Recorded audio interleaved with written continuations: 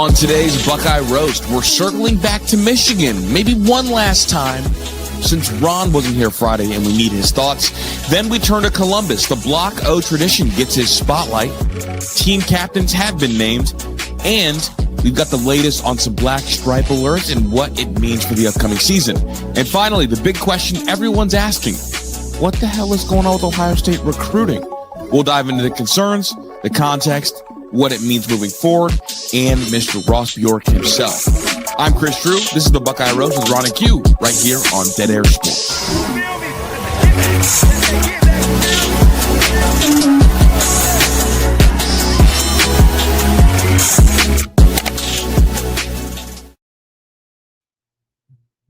Good morning, good morning, good morning. We are back for another episode of the Buckeye Roast. It's your boy Ron James here with my guy QPK. Q, how you doing? I'm good, man. Just left the movie theater. So maybe my favorite movie of the year. So I'm buzzing, man. I'm in good spirits, Ron. How was your vacation? I mean, again, not a vacation. I was in Columbus for a wedding. I mean, I touched down in Columbus. I walk into my cousin's house and they're like, "You see that box over there? I need you to fold 180 cookie boxes for the cookie table." So I went, put me straight to work. But it was a great time, great wedding. Warm weather in Columbus, a lot warmer than the last time that I was there. But all in all, a good time. Q, I have a stat for you. Ooh, okay, I'm ready. The Buckeyes own the highest all-time winning percentage, 73.4% in college football history among programs with 1,000+ games played. Does it surprise you the Buckeyes are the pinnacle of excellence in the sport? No, it does not. This is the reason I've been a fan for so long. I can only imagine what it's like to have one of those teams that just suck for 3 years and then finally win and you celebrate like you've been doing it all this time. But I don't have to do that because we do it year in, year out. That's why you become a Buckeye, man. Tell the recruits. Is that why you have a terrible basketball team that you root for so you can have some suffering in your life? Can't be all winning as a Buckeye fan. You had to pick a losing basketball program to root for. You know, it's funny. Before the sports season really gets going, I look around at my teams and I'm like, Ohio State really has the only chance to win a championship this year. But my Ravens, we're running it back, baby. Mark Andrews took his money out of running Vegas. What back? Another disappointing season with an MVP quarterback. He doesn't owe anybody any more money, so don't expect him to go to Buffalo and throw the game. We're back. It's football season, baby. All optimistic. We're in training camp. Well, we got plenty to get into, Q. Let's get this show started. Let's roll. Play the song, man.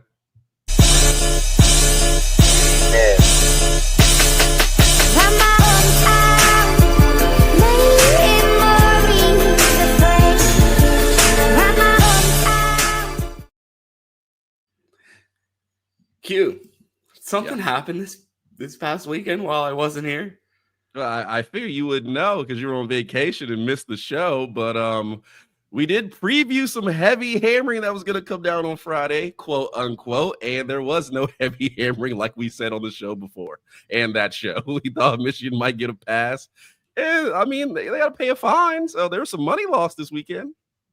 Bro, not even like pay a fine. It's like, yo, we're not going to pay you.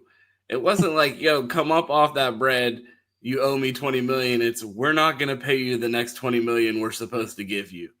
Is that even really a penalty? Oh, man. No, it's funny. Everyone was like, they got let off very easy. They said, not easy enough. Appeal. Yeah, then they're not even going to accept the penalty. They're like, yeah, we're still going to continue to fight it. I'm just glad that there's somewhat of a resolution to this and Buckeye fans can stop talking about a hammer. Like, I know we're going to talk about recruiting at the end of this episode, but Q, what have I been telling you about one of the main reasons why we don't do an off-season show? I don't want to talk about recruiting. I don't want to talk about the NCAA, talk about court rulings. I want to talk about fucking football.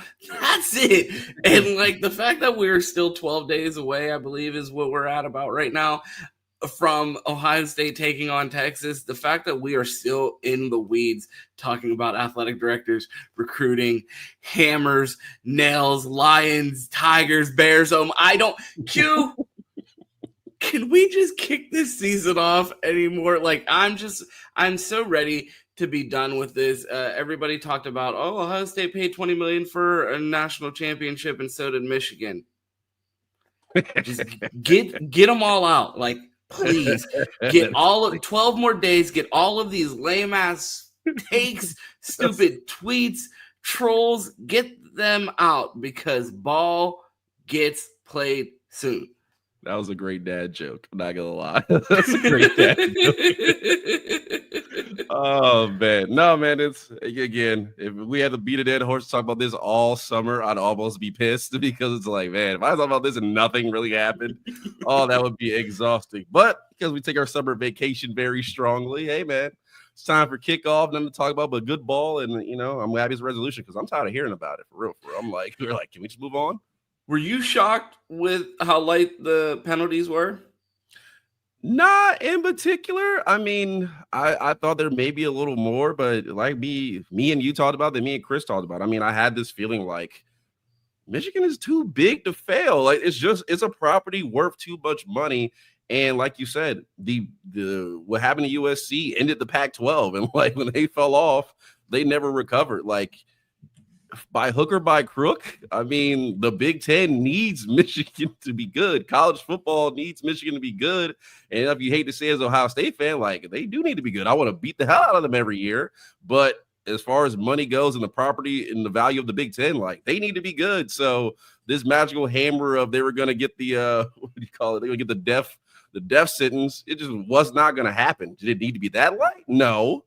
Should they have vacated some wins? Yeah, it should have been a little more, but that's what I thought was coming. I was like, maybe a couple scholarships are fine. Some people get banned. I mean, all their coaches have left. So it's like, well, who you going? I mean, outside of finding the school, what are you going to do? I mean, easily the biggest bailout we've seen in Michigan since 2008. It was pretty ridiculous how light the slap on the wrist was for the Wolverine program. And I put out a tweet on Friday, and it was like the extent of my discussion around Michigan. And it's like, in the good year of 2025, why would any school have a compliance department at this point? Why? For what? Elite tweet. I think I retweeted it, liked it, and commented. and shared amongst friends. Elite tweet. I mean, I agree with you. I've been saying it for a while. Ohio State continues to bury themselves. I mean, me and Chris got into it of like, Ohio State sentence was only so harsh because they're like, here's all the evidence. Like, here's everything you need to take us down. Now give us a break. Ohio State compliance is like that kid that's like, but what about the homework? Shut up. We were about to leave. They forgot. And now you just have us here now after the bell. And now we're about to get extra homework because you couldn't just shut the fuck up. And I feel like that's what Ohio State compliance is like. Always telling on itself, always getting in its way. And it's about time that every university does away with it. It's like having like an A-track specialist at this point. Like, what do you do in 2025? Like, I don't understand how you still serve a purpose in the current structure of college football. Compliance to what? What are you complying to? Yeah, I mean, I just feel like it's one of those other, like someone said, I was listening to Menace, they're like, what does that $20 million fine go to? And they said, fucking more air conditioners at the NCAA office. Like, it's definitely not going to the kids. So get rid of this compliance department and put it more into NIL. I don't understand why we're wasting money. And I feel like these are useless positions at this point because what are we complying with? No one's in charge. Bro, the only thing you need to actually do is not commit a legal crime. Like if you follow the law, that's it. That's the only thing you're abided by. Like the OSU compliance is like a fucking speed trap on the Autobahn. There's no speed limit. Fuck are you doing out there with the radar gun? You're just out there clocking people for what? What are you watching for? There's nothing here. Keep it moving. And that's where I'll leave it. Like, I can't even, again, we don't take our hats off, but you have to tip a cap to Michigan for the way they fought this. And the fact that they just told the NCAA, fuck you. I don't care. Do something. And they fought it all the way to the end, and it seemed to be worth it. It paid off for them. I said after the even going into the national championship game, I had hope that if maybe something came down with this NCAA championship or the NCAA investigation, their championship would somehow be tainted. And then I saw them playing Mr. Brightside in the streets in Ann Arbor, and I was like, nothing's ever taking that away. Forget this investigation, forget scandal, figure out a way to beat them on the field. We didn't. Like, we played them again after I watched that scene and accepted defeat, and then we go and lose to these motherfuckers again. Like, just beat Michigan on the field. Stop putting it in the NCAA's hand. And Jeremiah Smith promised us he's not going to lose to them. Yeah, I mean, I hope so. I mean, like you said, you can't take it away. It's like taking away Reggie Bush's Heisman. No one ever said Reggie Bush didn't win the Heisman in 2005 outside of the NCAA for a couple seasons where they eventually had to give it back. So it's like, once it happens, it happens. Like, I think they talked about a little bit on Menace. Like, if you knew they had cheated while the season was ongoing, that was your chance. Like, that was your chance to level. That was your chance to say, okay, these are the players responsible for these. These are the coaches. Let me take them off the board. But once it happens, it's like too late. It's like, there's people, that stole millions and millions of dollars. They go to jail for a little bit, but it's like they're already a millionaire. Like, when I get out, I'm balling out. Like, so it really doesn't matter at that point. It's like, yeah, sure. Give me a couple years in jail. I'll get out and I'll have $50 million in my account. So how lawless does college football become? I mean, we already know people already do whatever they want, but does it get more reckless nationally after, did this decision set a precedence of lawlessness? Yeah, I mean, if you look at it, recruiting, we'll get into it later, why Ohio State doesn't recruit as well as they should anymore. It's completely completely has been the wild, wild west, or you could just say, hey, the Texas Tech, Chris Alba, Texas Tech GM just said, I'll pay you more if you come here. That is completely illegal. You're not supposed to be paying guys. To who? Who though? Exactly. Are the feds going to show up? The feds are busy in DC. The NCAA doesn't exist. Who's going to stop you right now? Nobody. But by rule, you're not supposed to pay guys. Just guys are supposed to be able to make money off their name when they come to your school. They're not supposed to get paid to show up. But we're in an era where they get paid to show up. So it's like, at this point, if you're going to allow people to advance scouting, be able to cheat and go record and show up on other people's sidelines and scout whatever team they want to, and you're not going to level them outside of a fine, to the point where it's like you're telling billionaires, institutions, to write a check backed by billionaires, admissions, all this money they have just laying around. They build any school. I went to VCU, small school in Richmond. They basically own the city of Richmond. Without a football team, they'll tell you how much these colleges make.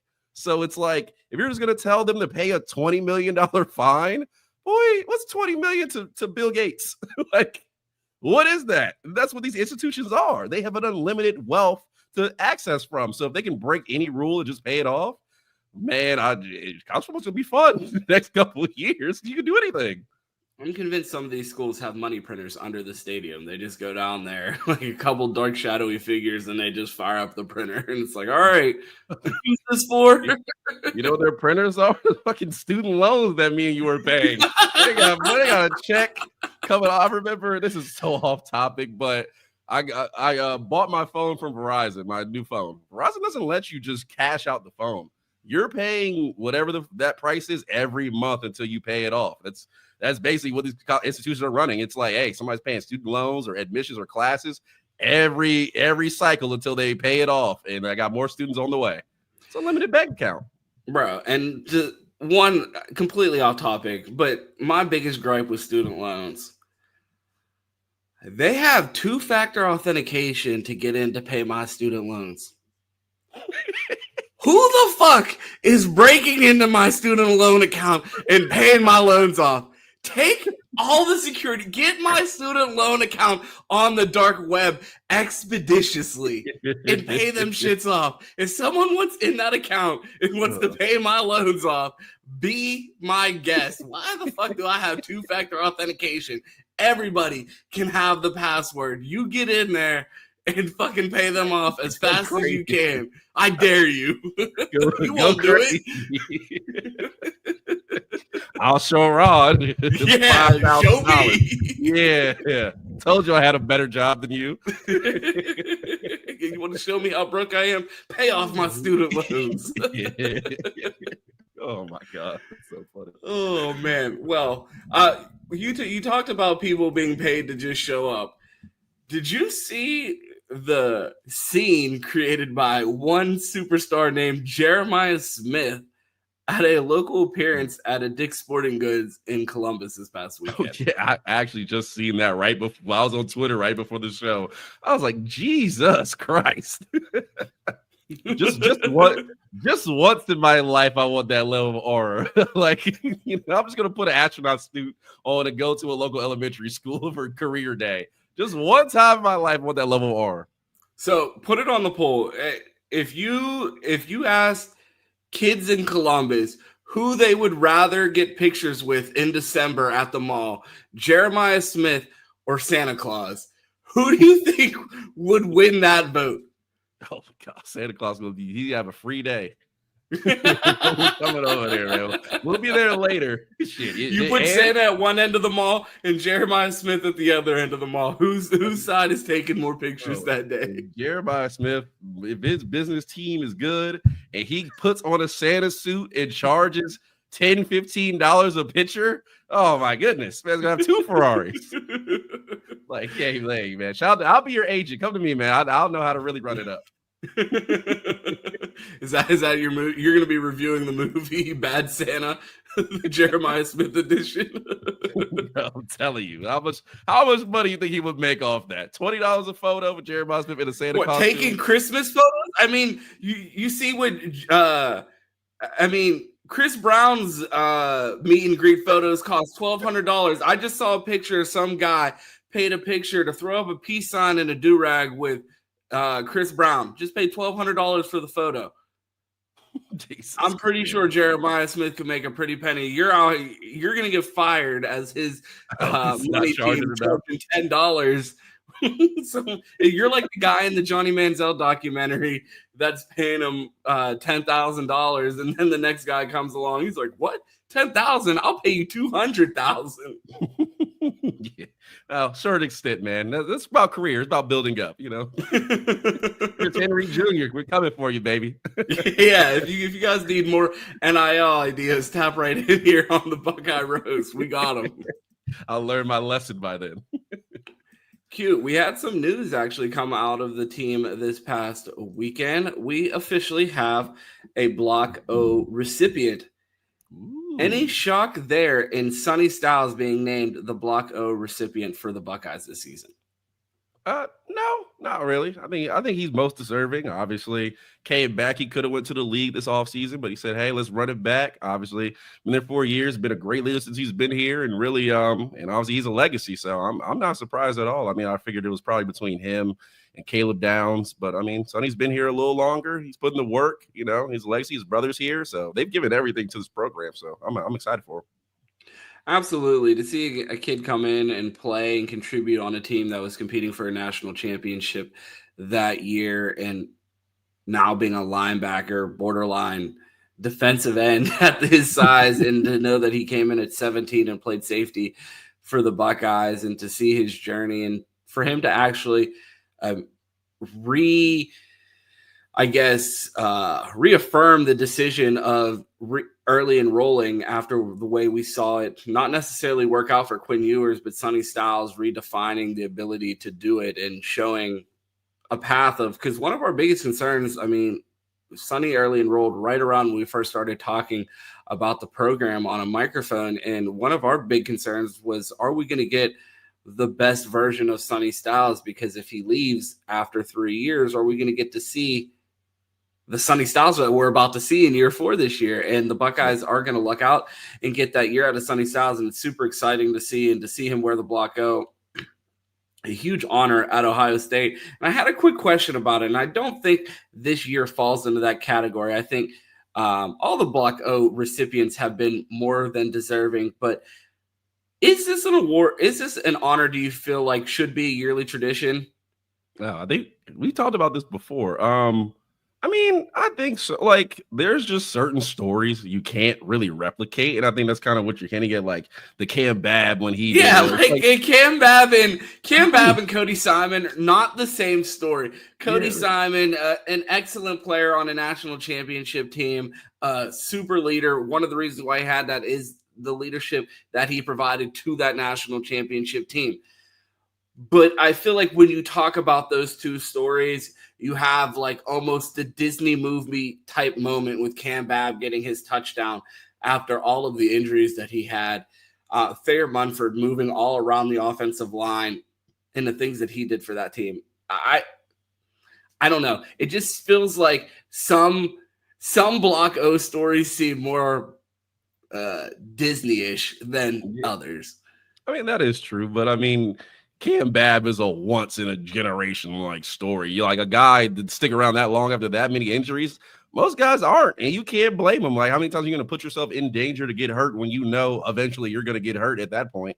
So it's like, yeah, I get it. Like, that can't be replicated really around college football. But I mean, it's nice. I mean, Sonny has a good story. I mean, young kid came in at 17, like you said. I'm not saying that the Sonny falls into that category. Yeah. I was just asking, do you think this is an award? Because it feels like some of the recipients are so much more I guess have such a bigger backstory versus Sonny's story is like, I feel like Sonny's story is your traditional Ohio kid story. You know what I mean? The early enrollee, the Buckeye legacy, the Ohio kid from right down the street, national champion. Like that is about when you talk about the Block O, that's everything that you expect out of it. And I guess where you're coming from with the Cam Babb thing is like, how many of those are you really going to have?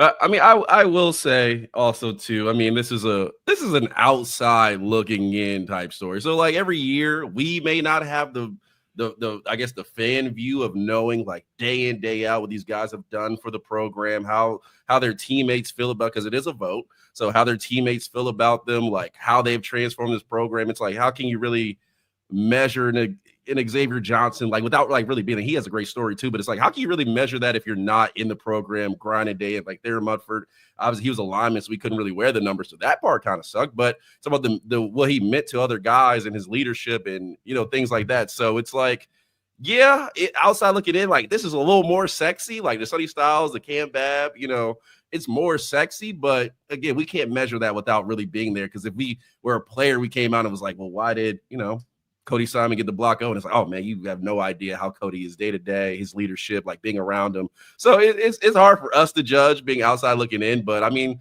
I like it year to year. Like I said, it's a great honor and it keeps the legacy going. And the important thing is to keep the legacy going. Absolutely. And I feel like it also, that's a big honor once you put that jersey on. Yeah. And so don't suck. I don't think we have anything to worry about this year. I mean, it's worked out. We no Madden curse or anything associated with it. The Block O everybody's put it on and performed. Yeah. No, it'd be fun, man. I like seeing the zero fly around there. And like I said, they're Munford to get to wear it, so that part kind of sucked. But having that person with the zero fly around and play good ball, man, it means everything. Like I said, Cody Simon, he put that block. I mean, I had a lot of criticism. He put that. I was like, who is this? Like, that's magic to it. Maybe I should wear zero. Like, we podcast, I'll put a zero on.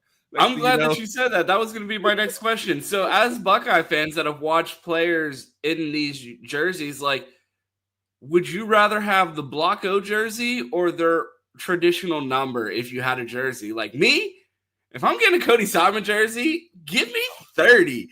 I want the 30. No, it doesn't. I want the 6 too. Like, I'm sorry. Like, if I'm getting their jersey, give me their number. It really just depends on how big they are. Like Cody Simon, 250 walking around, like that little zero look like a donut on him. Arms in the size of this. Like Cam Babb, he's probably like 200 pounds. He's so slim, runs around a lot. Like it looks sexier when you're not like Sonny Styles and just gigantic human being. So that's why the zero looks a little awkward. Like, yeah, put it on Tyleek, see how it looks. That should have just for optics. That should have been the play. You're missing a number. Is that your way too early prediction for Block O next year? You want K-Mac in the Block O? Yeah, K-Mac in the Block O, baby. Nothing like I want all my linemen in single digits. Just 1, 2, 3, 4, 5 across. Offensive line, defensive line, 6, 7, 8, 9, 10.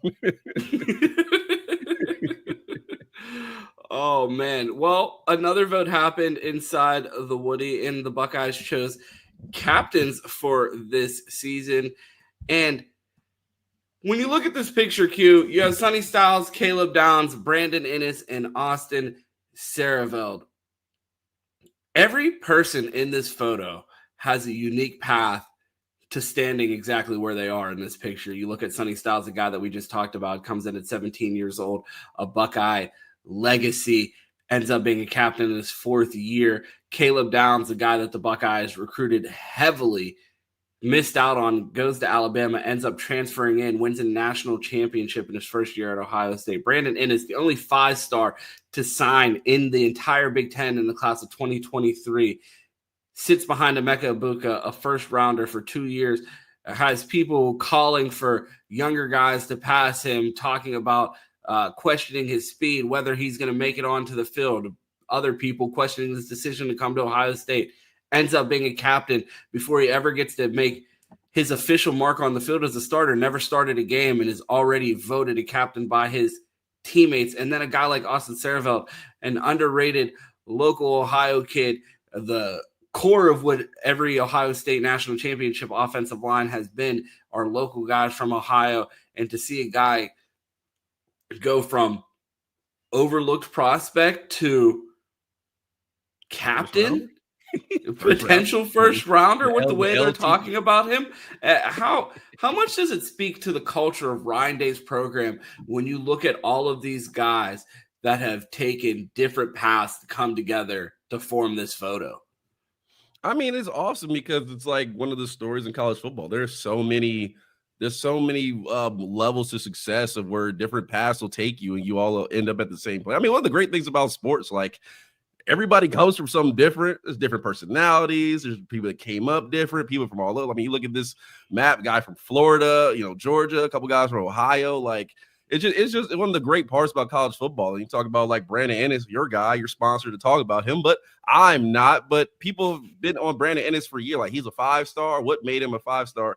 And I mean, this picture shows you what his teammates think about him. And even without really making a big impact on the field, like, what level of respect and grind they had for him.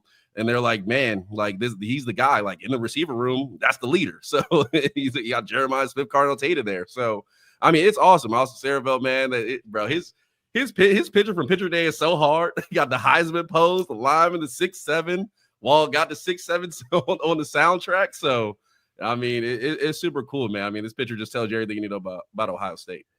Yeah. And if you think about this picture 3 years ago, Sonny Styles is a guy that you might not even think is still at Ohio State at this point. Caleb Downs is at Alabama. Brandon Innis, maybe you might believe it. And then Austin Siereveld, that'd be quite a stretch if you got in a time machine and showed someone this picture in 2023. I feel like a lot of people would be questioning, like, is that Allen Iverson? Oh, fair enough, man. Yeah, I mean, yeah. Looking back 3 years, like, you never would have thought these would be the captains 3 years later. Like, the line recruiting sucks. Caleb Downs is never coming here. We might not even get Brandon Innis over. We're lucky and Hardline pulls him in Sonny Styles. Well, I mean, depending on how far back you go, you might catch Brandon Innis committed to Oklahoma.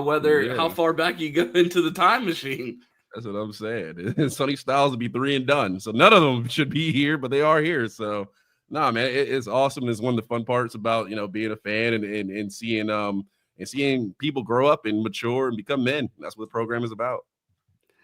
Absolutely. Congratulations to all these young men, and I'm excited to see them lead the Buckeyes this year. I mean, no complaints here with the selection. I feel like the two on defense were beyond obvious, and then on offense, when I was at practice, those two were about that close when they were on the sidelines, screaming out plays, predicting what was going to happen next, even when they weren't even repping, helping the younger guys. So to see those two standing there together in the captain picture after seeing their leadership with my own eyes at camp, not surprising. And then those other two, I feel like it just speaks to the culture here at Ohio State and the fact that I feel like years ago there was such a desire to find more leadership within the program. And I don't think that that's something that Ryan Day's searching for. I feel like in Ryan Day press conferences of old, he was constantly asking for people to step up, asking for more vocal leadership. And now I feel like he's volunteering who these leaders are. Yeah. I mean, you felt like, especially with the first transition, you felt like with Urban really made dogs out of his program, and leadership was easy to find. It was like guys like on the all dark alley team, like I hate to run into him, at a bar. Like even our quarterback, like it's not like, you know what I mean, Braxton or JT lacked any leadership skills. Yeah, it's just like you felt that, and then when Ryan Day came up, it was like, oh, like it's a little more finesse, blah blah blah. You really feel like over the last couple of years, really after that warning shot for Michigan again, and him standing on the sideline saying, hey, they are who we thought they were. It feels like at some point a switch was drawn in the program, and I don't know if it came from Mick, it came from Day. I think everybody deserves enough credit, but the attitude sort of flipped. Could have been the guys we brought in, more Ohio guys. But people really took that mantle and said, hey, we're lacking that. Not even just Ohio guys. I feel like we've talked about this in various episodes about the amount of different pockets of recruiting pipelines that the Buckeyes have established. The Jersey kids, the Texas kids, the Florida kids, the Cincy kids, the Cleveland kids, like Arizona, they have a bunch of different identities that have come together to elevate this culture in recent years, and it's super exciting to see. Yeah, and I feel like it's also a little bit like of a learning curve. I mean, we had so much success.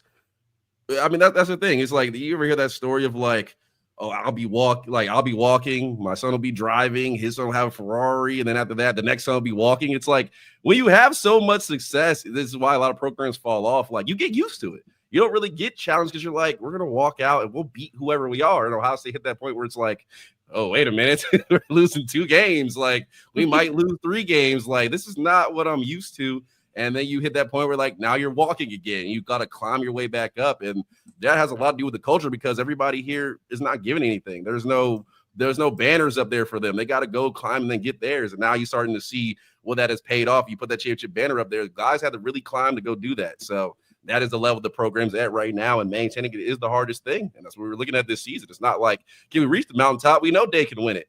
How long can you stay there? And that's the fun part about this season. Yeah. And I mean, 12 more days before the season actually starts, and I can't rely on, well, we won the Natty, so I'm chilling. Nope. Nope. 12 more days. And the standard is the standard. Talk is back. That P, if you don't blitz, dial it up. Damn it, I told you to blitz. Run the dang ball. You see that video that's out there that's like, it's like, I miss football. It's like all through the months, like February, I miss football. March, I miss football. You get to September, it's like, how the hell you leave him that wide open? Who the fuck is calling plays? What are we doing? It's so funny. Oh, man. Well, I have some good news before we have to talk about recruiting. We got a black stripe alert, Q. Okay. A guy that we've been very high on this program, Fahim Delane, gets his black stripe off. We talked about the safeties a few episodes ago and wondered about how comfortable the Buckeyes would be playing Jalen McClain and Malik Harford on the field at the same time.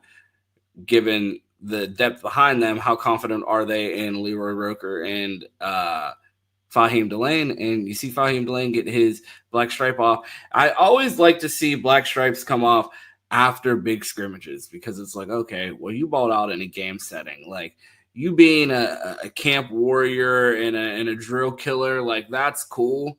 But, like, I really get excited when we see black stripes come off after competitive environments, especially scrimmages. Yeah, no, I mean, it's awesome to see Fahim Delane get his black stripe off.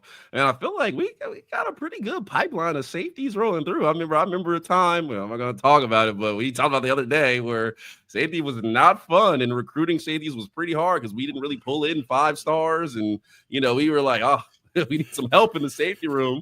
But Matt G, man, he's got it rolling. I mean, you look at the safety room right now. Not so fast, Q. I guess we're going to skip right into recruiting since you wanted to jump the gun. Come on, Lots man. of praise has been sung for one MG. The Buckeyes look to be out. I mean, we're just pivoting straight into recruiting. A lot has been made on the timeline. The Buckeyes seem to be out of the Braylon Womack commitment. I believe he commits on the 19th or the 21st, sometime this upcoming week. It's really not that relevant because he's not going to be a Buckeye. But Q, Matt G has 1 5-star signed in this class in Blaine Bradford. Yes. Before we started the show, we read an article on On3 about him being one of the top flip candidates that LSU is going to be going after this cycle, given all of the complaints that you've seen on the timeline, given the direction that this Womack recruitment is trending. Are you concerned about the money situation at Ohio State?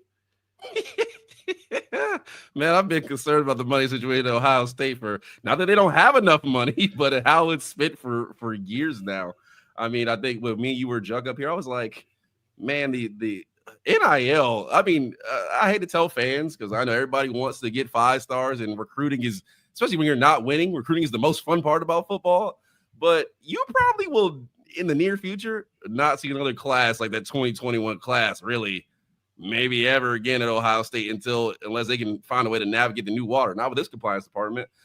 Am I worried about Blaine Bradford flipping? Not as much. I'm okay right now. I mean, he seems pretty solid. His family seems pretty solid. And obviously we got Caleb down, so that's good to look at. But the money situation, oh, yeah. There's a reason we're not pulling in 5-star tackles. There's a reason we're in on guys, and then it seems like we get down into the end, and they're like, yeah, I'm not going to Ohio State. All these other schools are in play, but it's rough. I feel like Ohio State has failed the transition of recruiting. The old school recruiting, Ohio State had mastered it. This NIL era, Ohio State has pretty much failed. I mean, really, outside of Jeremiah Smith, they have failed the NIL recruiting stage. We talked about Brandon Innis earlier, the only 5-star. Why was he only 5-star, Ron? Because NIL started, they said, yeah, we're taking all your recruits. And guys will rather choose Miami and Texas A&M and Texas Techs and USC's. If you're your defensive end, you're going to USC, that tells you there's something wrong with Ohio State recruiting and what they are offering these guys in the financial department. It may not be a problem. It may not be wrong, but no one cares about how you do in the middle of the game. It's a score at the end of the game. That's the most important part. There's no second place in recruiting. You win or you lose. And Ohio State in these bigger battles have lost because their NIL age recruiting is just not up to snuff with the other programs. I was not anticipating Ricky Bobby analysis. If you're not first, you're last. That's recruiting. So I've been getting a lot of texts and been getting asked a lot, why aren't you talking about this? Why aren't you criticizing Ross? You did the Gene Smith dilemma that went viral. Like, you have been on this topic of the Ohio State athletic department, Ohio State spending, Ohio State money around this football program for years. And that's true. But in the 3 years of covering this team, I've learned Mark Givler's favorite phrase: Ohio State Legal runs this program. And it doesn't matter if it's Gene Smith or Ross Bjork at the head of this athletic department. It's one of the largest. It is the largest athletic department in the country. You have a first-year athletic director, one of the highest-paid employees in the state of Ohio. I don't expect him to just come out here and operate like it's the wild, wild west. Do I agree with it? No. You're talking about the guy who gets on this program on a daily basis and says, They have a money printer under the Woody. Like, I never want to hear anybody at Ohio State complain about money or tell me money is the reason that something's not happening at Ohio State. But at the same time, I don't see the value in me continually repeating that over and over again when I understand how this program operates, and they're telling me exactly how they're going to operate. Do I agree with it? Absolutely not. If they said, Ron James, I got 500 grand, go drive it to Braylon Womack right now, I'd go do it. Like, if someone needed the money delivered, if we had the cash, I'd be all about it. But Ross Bjork has gone out there and said, hey, we're not going to do it. So quit asking. He's hit us with the Nick Saban in multiple press conferences and said, we're not going to deviate from our plan. They moved the foundation in-house. They said that they're not going to deviate and give out these mass deals. I don't know what's left to say when he's it's like, are we going to keep asking Nick Saban, who's his quarterback? He just told you he's not going to tell you.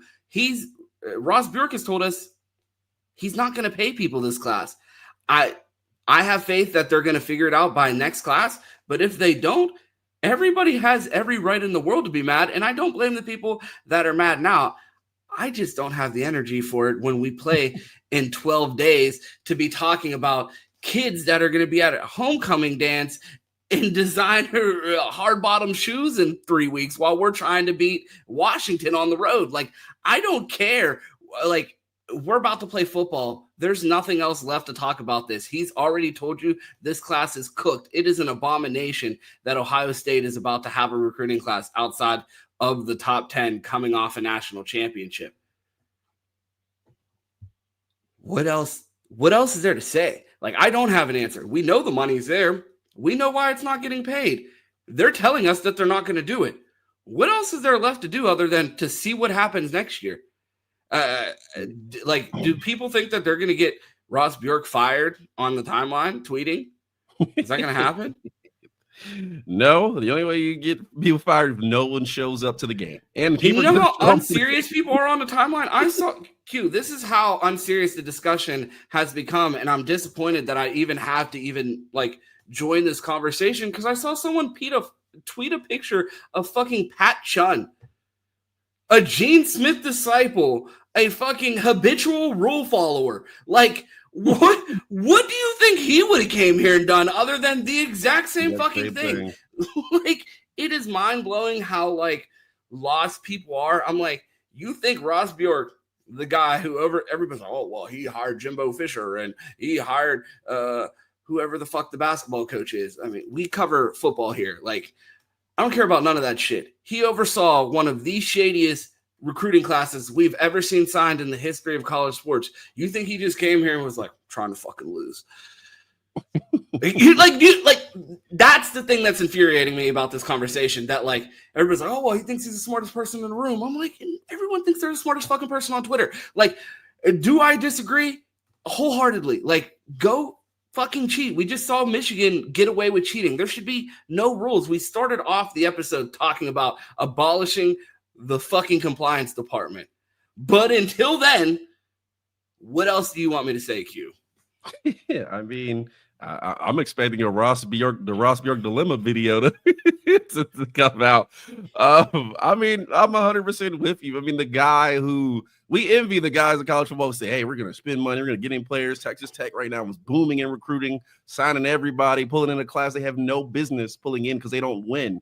But you look at it, the Texas A&M board of directors is just, you need to go hire them. Like, if you want to hire somebody, go hire the people who run Texas Tech and pull them over here. Give them. I think this is a classic case of addition by subtraction. Subtract the whole fucking department, and the money's about to go up. Yeah. Fire the board of directors of Ohio State, which you can't do, and go hire the board of directors at Texas A&M. That's your answer.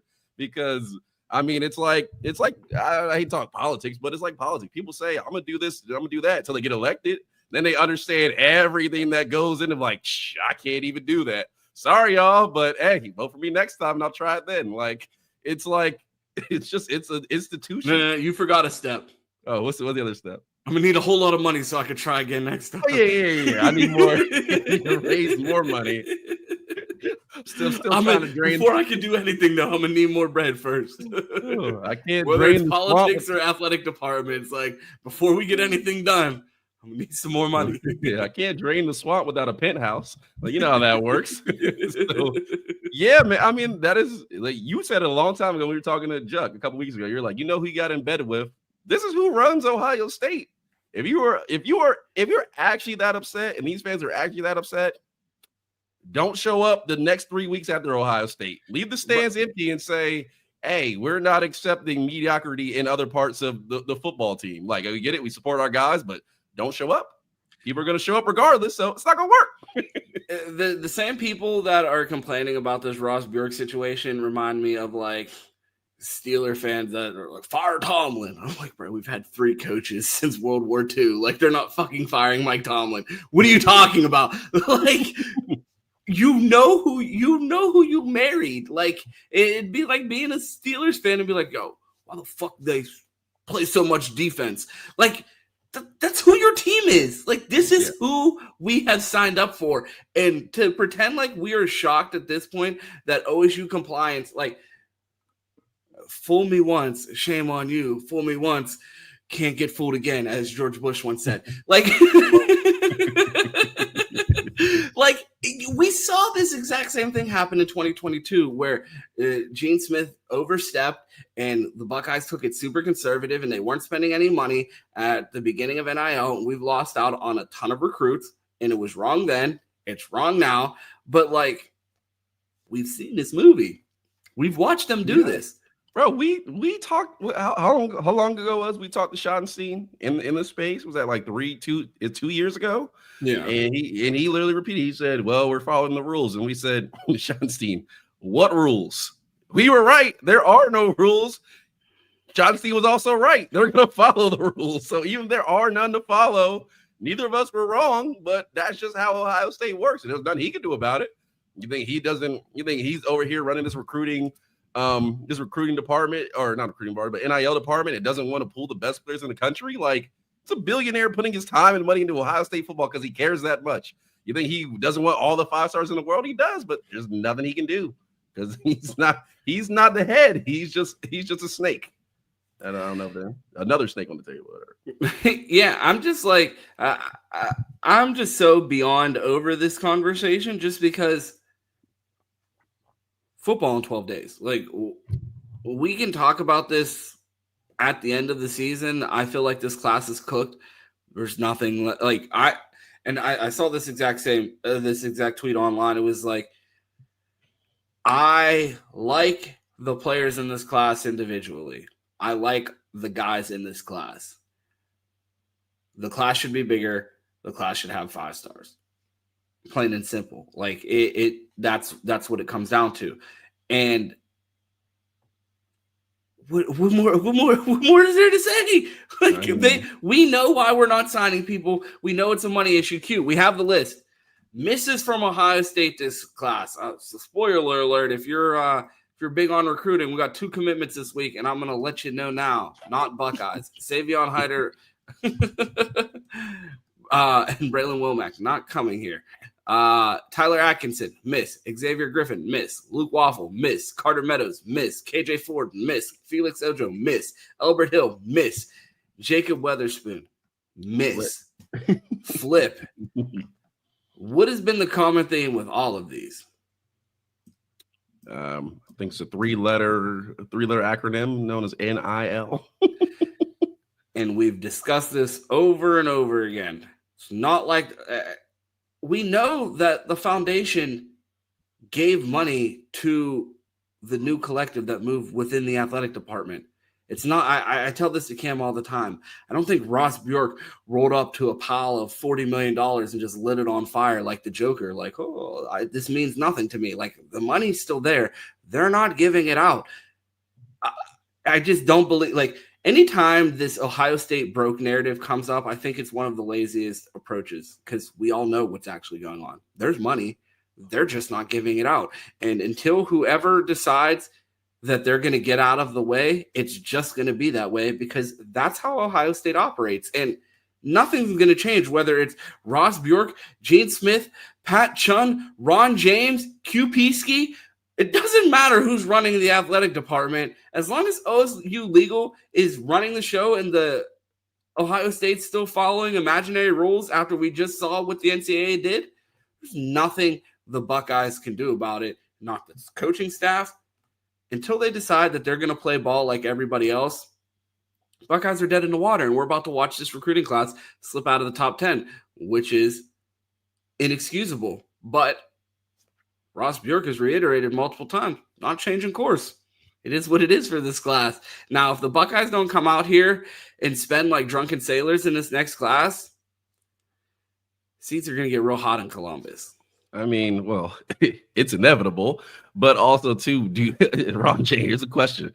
Do you actually think Ohio State is going to turn around in 2027 and spend money like that? Do you honestly believe that in your heart that they're going to come out and say, you know what, we didn't do it last class, but we're going to do it this class? Don't worry, guys, we got you. Yeah, they better. Like there's not. I'm telling you, they're not doing it. Go ahead. I'll say this. We already have the blueprint. You guys have already seen it. You know what it takes. If Ohio State goes out and has another couple rough seasons, losses to Michigan to the point where they're on the verge, people want Ryan Day fired. There's no hope in the program. Like literally, we're all down on it. They'll spend some money. They'll bring you back. You just saw it. They were like, think about where things were last year before our championship run. People were pissed. We missed out on plenty of recruits. They said, okay, fine. Quinshot Judkins, come on in. Will Howard, come on in. Like, we'll go out. Caleb Downs, we'll get him too. Like, we'll spend money then because we are desperate for fan approval. Right now, you're sitting on a natty and you're like, we're good right now until we go back and have a couple rough years where everybody in the stadium's rocking, everybody's pissed and upset. Then we'll spend money. But until then, everybody's happy right now. You got a natty trophy. You're going to see it roll out there against Texas. We're good. So that's what you can expect. Like, remember, actually, what I said earlier. You remember what I said? Maintaining that mountaintop. We care about that. The people in the program that are the players care about that. The board does not care. They're not saying, "Hey, we're gonna give you money. Go be Nick Saban and run it back." They're saying, "Yeah, well, when you fall back down, we'll climb back up. We'll help you get back up there."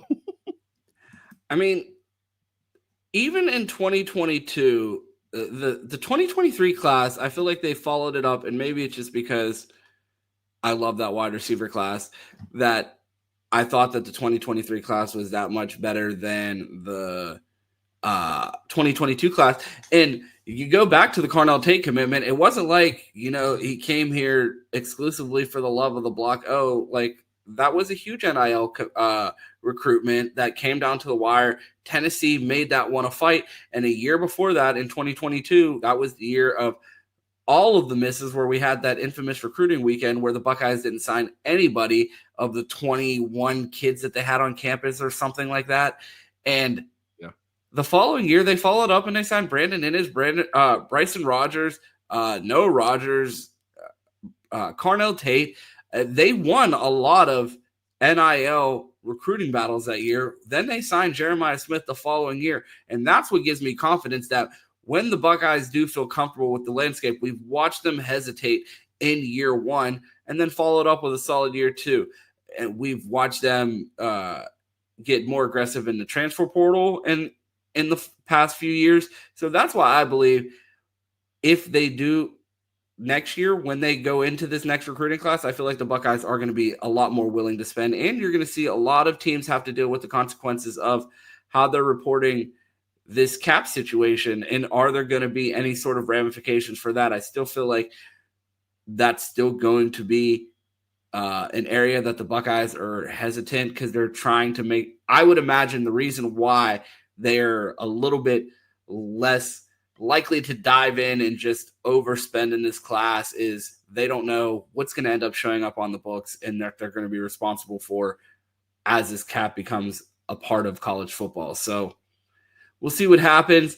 You seem to be less optimistic of where this heads. I am not happy with the way things look right now. I think this class is disappointing, not the players in it, but the placement in the overall ranking. I feel like the Buckeyes would have capitalized more off of the recruiting momentum, especially with the interest that, in all of the names that we rattled off, a lot of those guys really wanted to be at Ohio State. And the fact that the Buckeyes weren't even able to get close with those NIL offers is really disappointing, especially when we know that the money's there.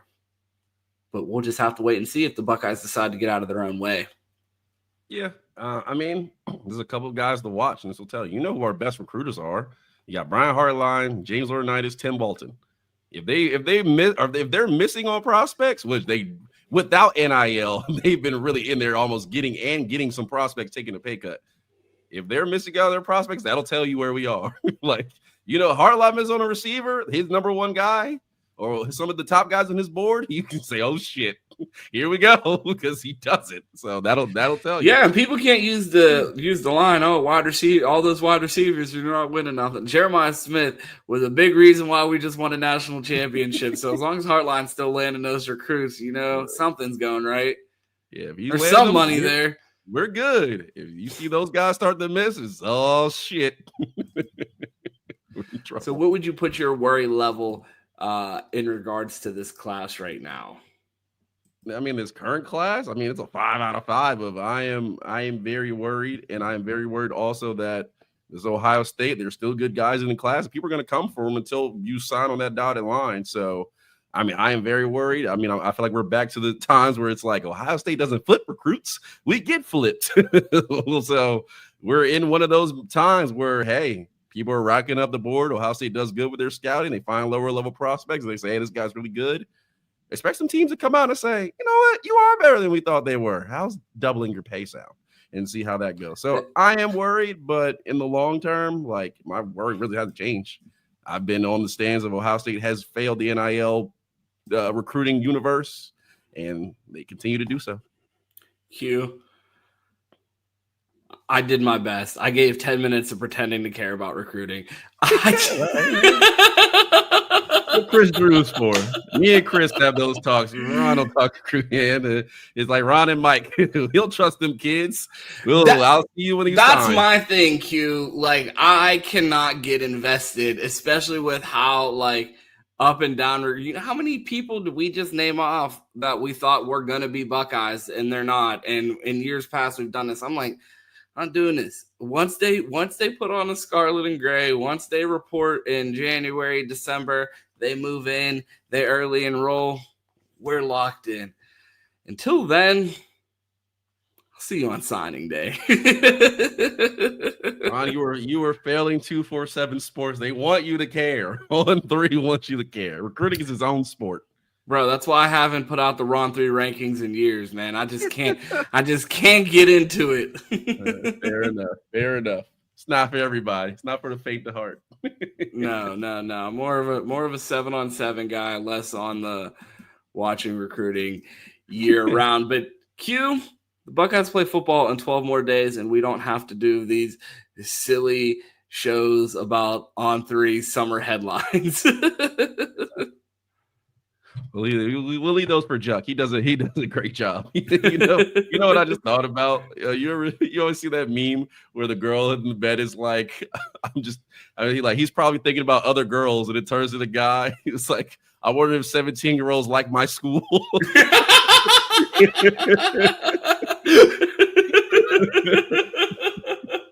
It's so funny. That's really how recruiting is. I sure hope the 17-year-olds a great time at Ohio State and signs. You think they took them to a fun party this weekend? Yeah, I hope they turned up. We saw all Columbus had to offer. Do you think they took them to Wario's? Get the Caesar. I hope he has stories I've never experienced. Oh man, Q, get me out of here. I just had to talk about recruiting for 15 minutes. Tell the people where they can find you. Man, great job. Again, shout out to Chris Drew for coming on Friday. We got Ron back, and we are back in business for the week. It's at 12 days for the Texas game, so cannot wait. If you want to find me, I'm City Boy Quentin on Twitter. Find a Johnson on Instagram and Dead Air Sports. I'm here Monday to Friday with my guy, Ron. Ron, so people where they can find us at. Yeah, appreciate everybody tuning in. Make sure you smash that like button. We've been chasing 50 likes. I do think we got it on Friday, so let's do it again on Monday. struggling. This pre-recording and understanding the days of the week. I'm off work. I just wake up and go where I'm told. But you can find me here Monday through Fridays here on Dead Air Sports, here with my guy Q on the Buckeye Roast. You can find me on Twitter at 2Ts. It's 2_TEES. We appreciate everybody for tuning in, and you guys know how this thing goes. It's always go Bucks, and of course, OH. I-O.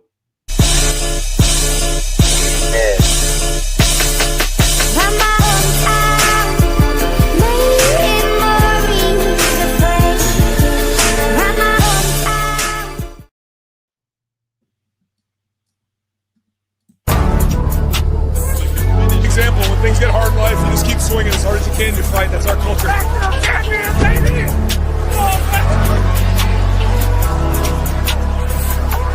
I promised you we had a plan. Remember that we talked about a plan? The plan was infallible. Part of that infallible plan is getting a team prepared, ready to go, so we start practice. Our coaches know what we got. And there's not one person in America I trusted more than Coach Mick and that staff. Think about this. 130 teams either today, they report, or they've already reported. 130. 16 weeks from now, there's going to be one champion. One champion in our conference, one champion on the side of our conference. And in the country, one team's going to do this. Not 36, not 48, not 44, one. That tells you how hard it is to be a champion. To do right all the time. To know your assignments. To have 11 guys play hard on every staff. That's hard. That's why there's one. I want a hungry team. I want a hungry team. I want a team that can't wait to get out there. Where there's a bunch of players that maybe, whenever a new coaching staff, you haven't played much, maybe you're trying to make a name for yourself, you're a hungry football player. I want a hungry team. And last one, most importantly, I've got to coach a few of them. I want an angry team. I want a pissed off football team. I want a team that has a little chip on their shoulder. Maybe something's been taken from you. Maybe something hasn't. Maybe something's been taken from you. Are you a team that's going to go get